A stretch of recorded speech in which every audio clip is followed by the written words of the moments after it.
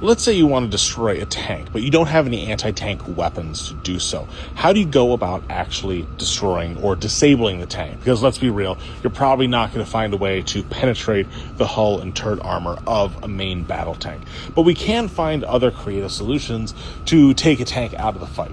First thing you're going to want to do is, unfortunately, you're going to have to get close. You're going to have to get up close, which is easier to do in like heavily wooded or heavily urban areas, but you still need to be careful when you do so, because there's no reason that the vehicle crew can't pop out of this turret right here and shoot you in the face with a pistol. Happens. They have the capability to do that, and they will do that if they think you're sneaking up on them.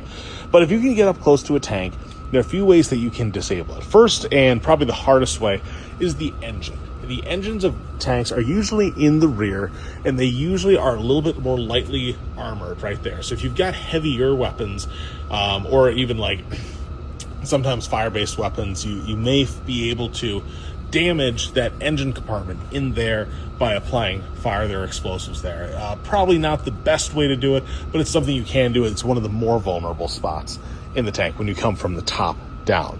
Next, we have this guy right here. This is the main drive sprocket. The engine turns this, and this is what turns the tracks. If you can disable this, or if you can damage the track and prevent this from meshing nicely into the teeth of the gears, you will be able to disable the tank and prevent it from moving, right? So if you show a big chunk of steel, like a bar in there, you may be able to pop the track off.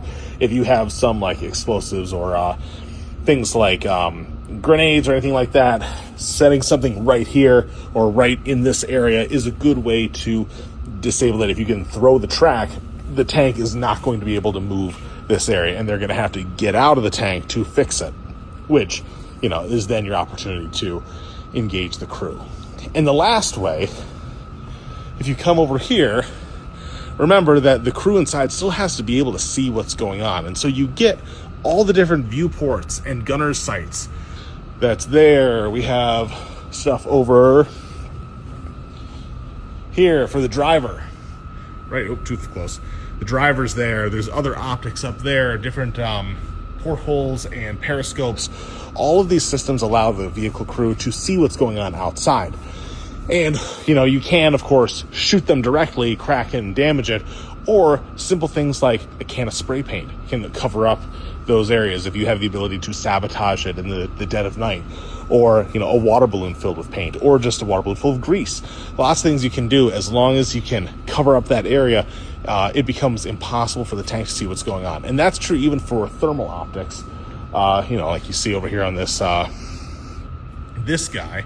We have so many optics right there, and if you can degrade the things on these tanks, you can really limit what they're able to do, how they're able to engage and fight. Of course, the crew is still going to be alive inside, so it's still a threat. They can still get it back in action, but you can, for a period, disable it.